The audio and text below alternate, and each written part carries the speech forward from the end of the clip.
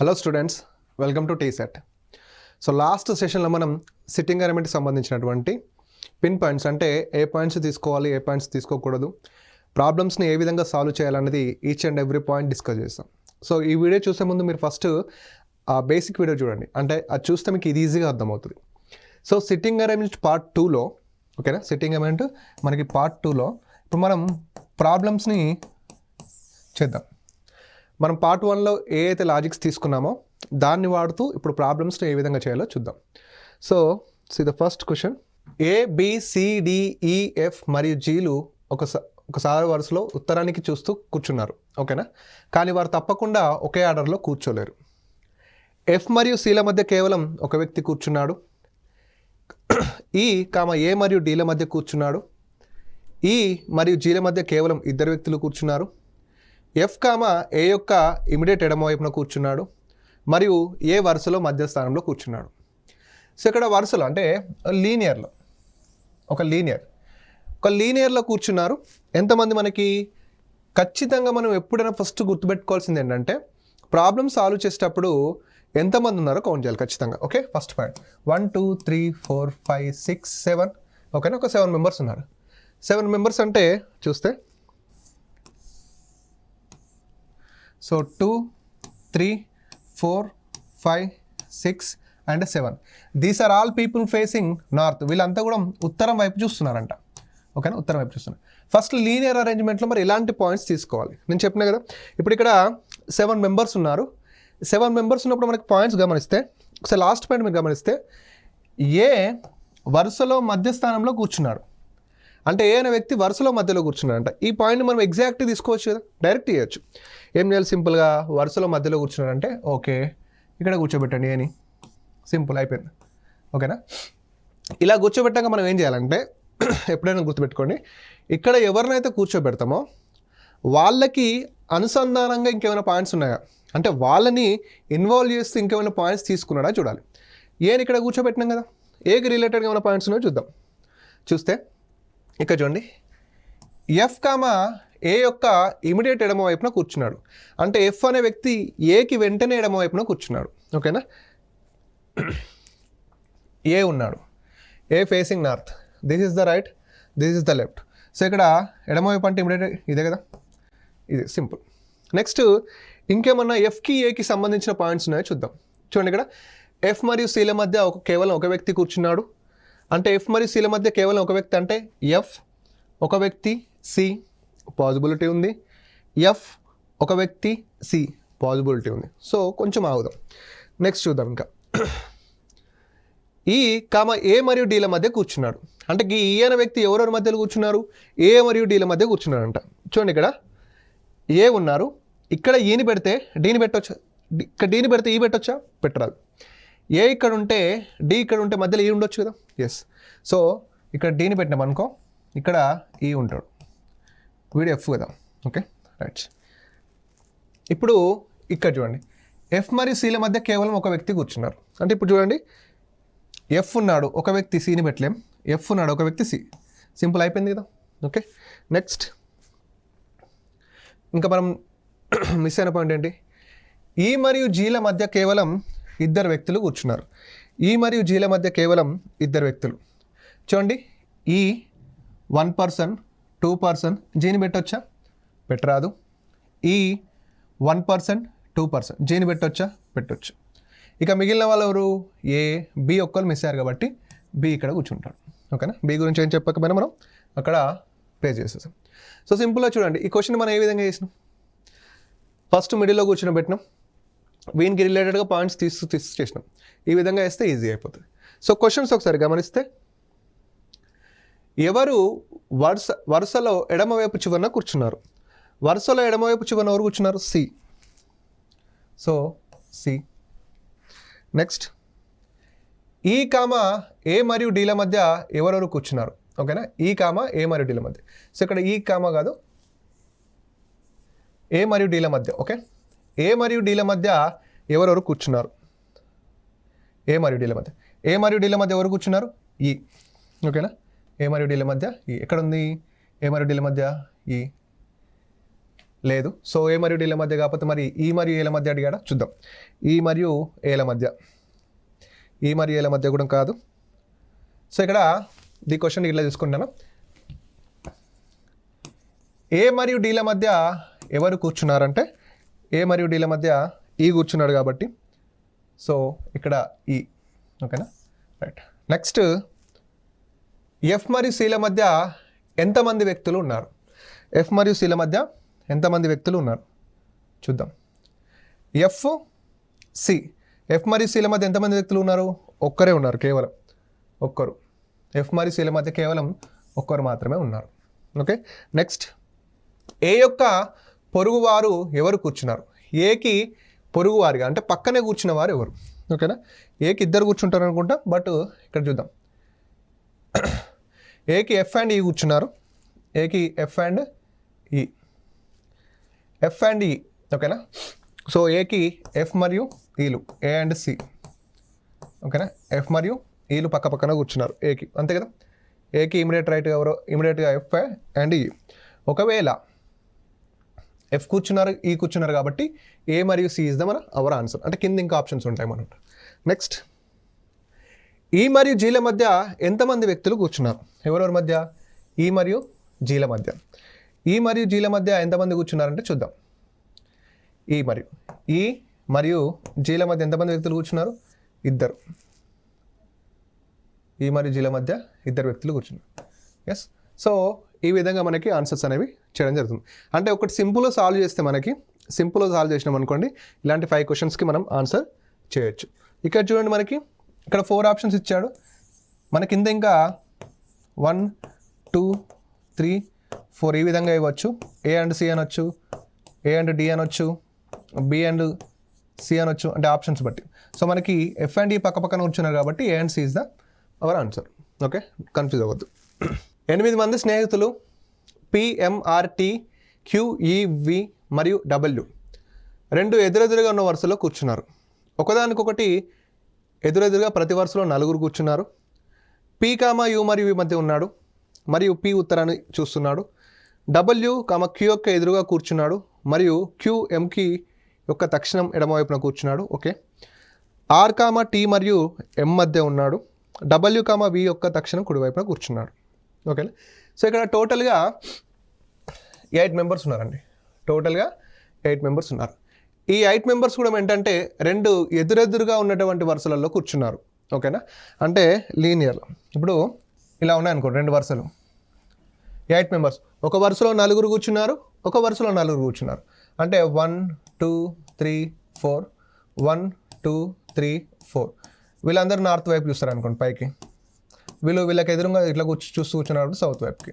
అంటే these are all people south, these are people north. ఓకేనా. So ఈ విధంగా తీసుకోవచ్చు. నేనేమంటానంటే ఇదంతా వేసే బదులు, ఓకేనా, సింపుల్ ఈ విధంగా తీసుకో, ఈజీ అయిపోతుంది. ఏంటి అంటే, సో 1 2 3 4. ఓకేనా. వీళ్ళు నార్త్కి ఫేసింగ్ అనుకో, వీళ్ళు సౌత్కి, అయిపోతుంది కదా సింపుల్గా. అంటే 2 లైన్లు గీసే ఒక లైన్లో చూస్తే సరిపోతుంది. సో ఫస్ట్ పాయింట్ ఏంటంటే పి కామా యు మరియు వీళ్ళ మధ్య ఉన్నాడు. పి అనే వ్యక్తి ఎవరి మధ్యలో ఉన్నాడంట? యు మరియు వీళ్ళ మధ్య ఉన్నాడు. మరియు పి ఉత్తరం వైపు చూస్తున్నాడు. అంటే పి ఉత్తరం వైపు చూస్తున్నాడంటే వీళ్ళ పక్కన ఉన్నటువంటి యు మరియు వీళ్ళు కూడా ఉత్తరం వైపు చూస్తారు. సో పి అనేవానే యు మరియు వీళ్ళ మధ్య ఉన్నాడు. అంటే ఇక్కడ పాసిబిలిటీ చూడండి, యు పివి ఇలా ఉండొచ్చు. పి అనే వ్యక్తి యు మరియు వి మధ్య. నెక్స్ట్ వి పియు, 2 పాసిబిలిటీస్ ఉన్నాయి. ఓకేనా. ఇలా పాసిబిలిటీస్ వచ్చినప్పుడు డైరెక్ట్ అందులో పేస్ట్ చేయలేం కాబట్టి రాసుకుందాం సైడ్కి. వీళ్ళకి సంబంధించినటువంటి ఇంకేమైనా పాయింట్ ఉందో వద్దాం. పియువి ఇక్కడ చూడండి, లాస్ట్ పాయింట్ చూడండి. డబ్ల్యూ కామా వి యొక్క తక్షణం కుడివైపున కూర్చున్నాడు. డబ్ల్యూ అనే వ్యక్తి వికి తక్షణం కుడివైపున, డబ్ల్యూ అనే వ్యక్తి వికి తక్షణమే కుడివైపున కూర్చున్నాడంట. ఇక్కడ చూడండి, వి ఫేసింగ్ నార్త్ కాబట్టి ఇది కుడివైపు అవుతుంది. మరి ఇక్కడ డబ్ల్యూని పెట్టచ్చా? పెట్టరాదు, ఎందుకంటే ఆల్రెడీ పి ఉన్నాడు కాబట్టి. ఇక్కడ వి ఉన్నాడు, వి ఫేసింగ్ నార్త్ కాబట్టి ఇటు రైట్ సైడ్ అవుతుంది. మరి ఇటు వెంటనే డబ్ల్యూ పెట్టచ్చా అంటే పెట్టచ్చు, ఖాళీ ఉంది కాబట్టి. ఓకేనా. సో అప్పుడు ఇదేమవుతుంది? రాంగ్ అవుతుంది. ఇదేమవుతుంది? రైట్ అవుతుంది. సో వీళ్ళందరూ నార్త్ వైపు చూస్తున్నారు కాబట్టి యూపీ వి డబ్ల్యూ. ఓకేనా. నార్త్ చూస్తున్నారు కాబట్టి యూపీ వి డబ్ల్యూ. డబ్ల్యూ కామ క్యూకి ఎదురుగా కూర్చున్నాడు. డబ్ల్యూ క్యూకి ఎదురుగా కూర్చున్నాడు. డబ్ల్యూ అంటే క్యూ ఇక్కడ ఉంటాడు. సో క్యూకి ఎదురుగా డబ్ల్యూ కూర్చున్నాడు. ఓకే, నెక్స్ట్ మరియు క్యూ ఎంకి తక్షణం ఎడవైపున కూర్చున్నాడు. ఎంకి తక్షణం ఎడవైపున. క్యూ ఇటు కిందికి చూస్తున్నాడు అంటే ఇట్లా చూస్తున్నాడు. ఓకేనా, ఎవరికి తక్షణం ఎడవైపున? ఎంకి. సో ఎంకి తక్షణం ఎడవైపున. ఓకేనా, డబ్ల్యూ క్యూ కామ ఎంకి తక్షణ ఎడవైపున కూర్చున్నాడు. నెక్స్ట్ ఆర్ కామ టీ మరియు ఎంల మధ్య ఉన్నాడు. ఈ ఆర్ అనే వ్యక్తి ఎవరి మధ్య ఉన్నాడు? టీ మరియు ఎంల మధ్య. ఆర్ అనే వ్యక్తి టీ మరియు ఎం. చూడండి, ఆర్ ఇక్కడ పెట్టినాం అనుకోండి, టీ ఇక్కడ ఉంటారు. ఆర్ అనే వ్యక్తి టీ మరియు ఎంల మధ్య కూర్చున్నాడు. అంటే సమ్ టైమ్స్ ఒకే లైన్ కాకుండా రెండు ఆపోజిట్ లైన్స్ ఇచ్చి కూడా అడగవచ్చు ఈ విధంగా. ఓకేనా, ఇప్పుడు క్వశ్చన్స్ చూస్తే పి ఎవరితో ప్రత్యక్షంగా ఎదురుగా కూర్చున్నాడు అంటే పీకి ఆపోజిట్గా ఎవరున్నారు? ఆర్. పీకి ఆపోజిట్గా ఆర్ ఉన్నారు. సో ఆర్ ఇక్కడ ఆర్ పెట్టుకోండి. సో పీకి ఆర్. ఓకే, నెక్స్ట్ టీ మరియు ఎంల మధ్య ఎవరు కూర్చున్నారు? టీ మరియు ఎం. టీ మరియు ఎంల మధ్య ఎవరు కూర్చున్నారు? ఆల్రెడీ ఆర్ కాబట్టి ఆర్. నెక్స్ట్ ఆర్ ఎవరితో ప్రత్యక్షంగా ఎదురుగా కూర్చున్నాడు? ఆర్కి ఆపోజిట్లో ఎవరు? ఆర్కి ఆపోజిట్లో పి. సో ఆర్కి ఆపోజిట్లో పి. సో ఇక్కడ క్యూ ఉంది. సో పి పెట్టుకోండి. Okay, no. నెక్స్ట్ డబ్ల్యూ యొక్క పొరుగువారు ఎవరు? డబ్ల్యూకి పొరుగువారు అంటే వి. సో డబ్ల్యూకి పొరుగువారు అంటే బి. ఎక్కడున్నారు? వి మరియు ఎం కాదు, ఓన్లీ బి. ఓకేనా, ఓన్లీ బి.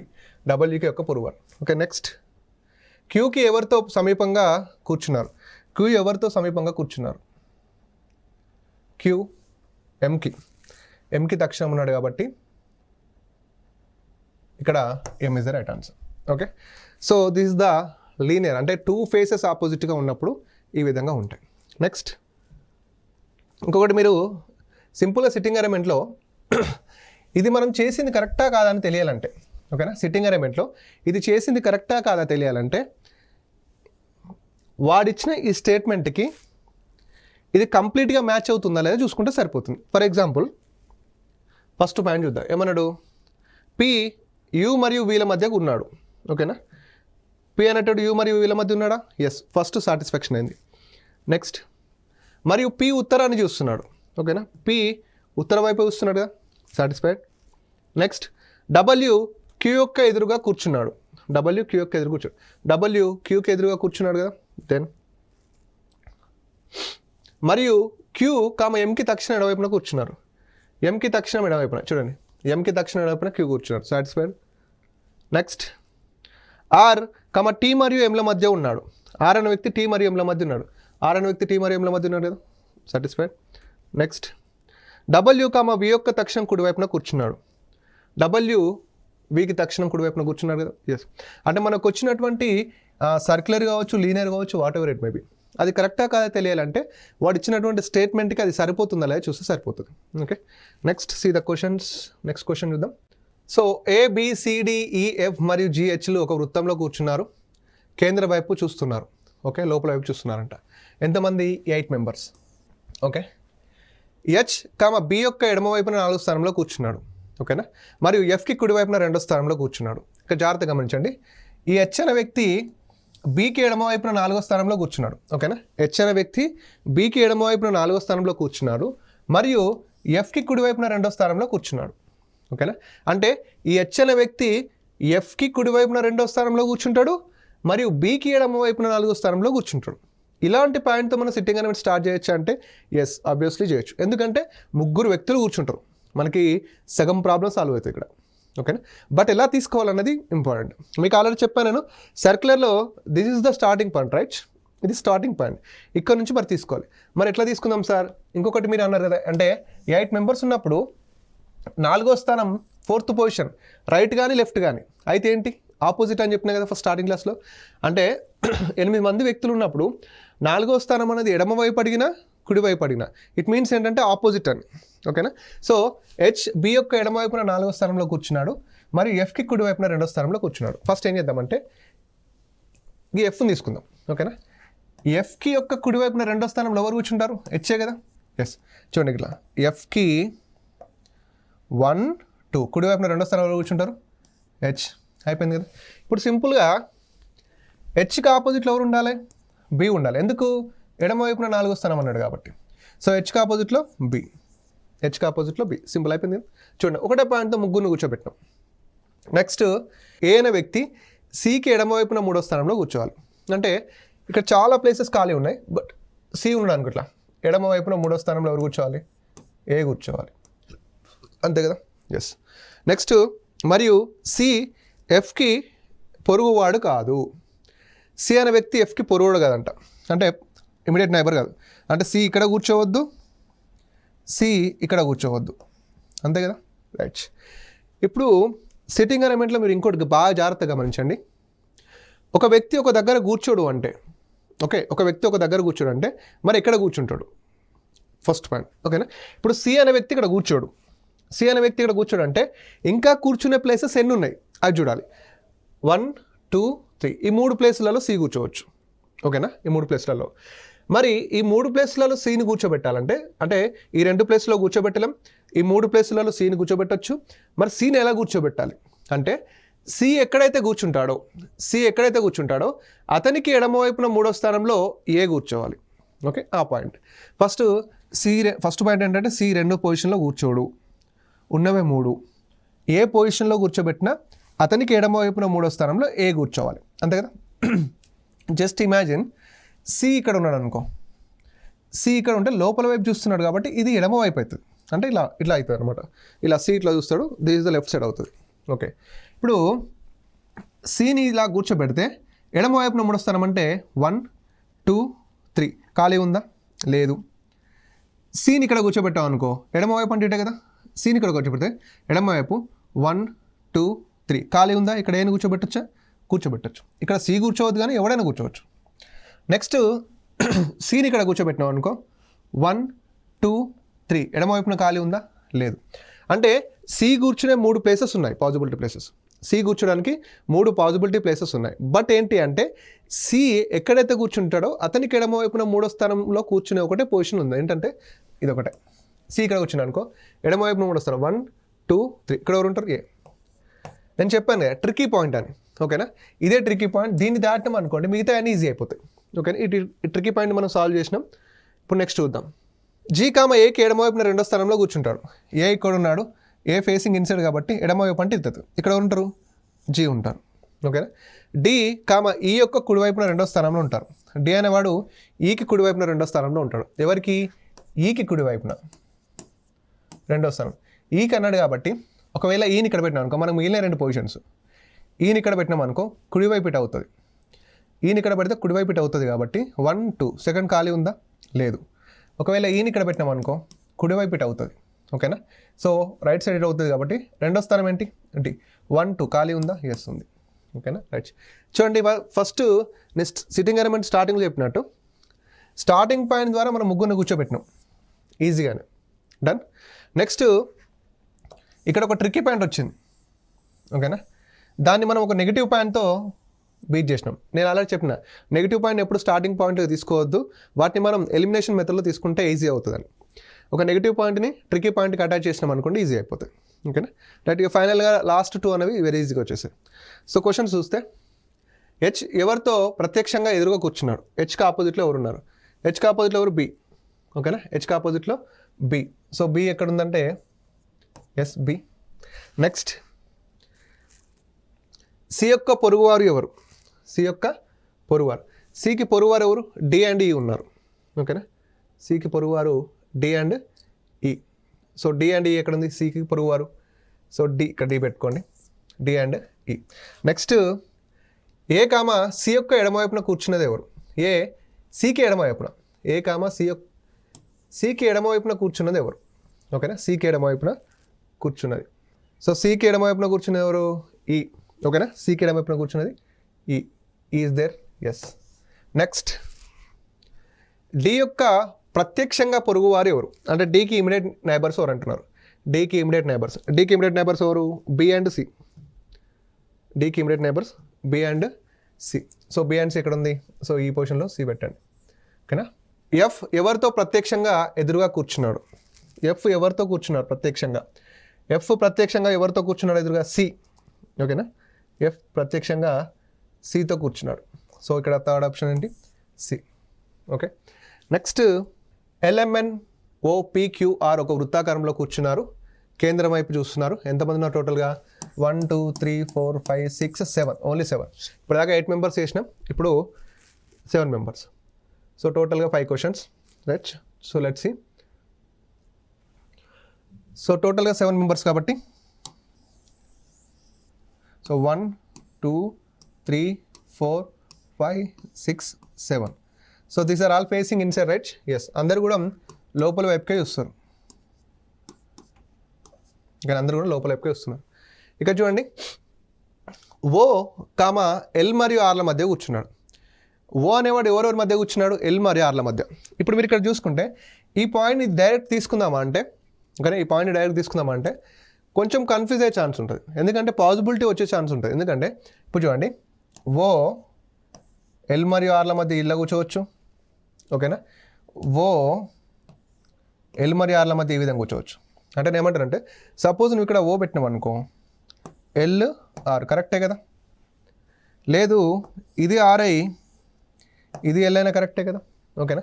ఇదేంటి? Possibility point. సో ఇలాంటి పాసిబిలిటీ పాయింట్తో మనం స్టార్ట్ చేస్తామా? చేయం. సో అందుకే ఏం చేద్దామంటే కొంచెం ముందుకు వెళ్దాం. Q, R యొక్క కుడివైపు రెండో స్థానంలో కూర్చున్నాడు. Q అనేవాడు ఎలా కూర్చున్నాడు? R యొక్క కుడివైపున రెండో స్థానంలో కూర్చున్నాడు. నెక్స్ట్ P, Q యొక్క కుడివైపున రెండో స్థానంలో కూర్చున్నాడు. చూడండి, ఫస్ట్ దీన్ని డైరెక్ట్గా పేస్ట్ చేయొచ్చుగా.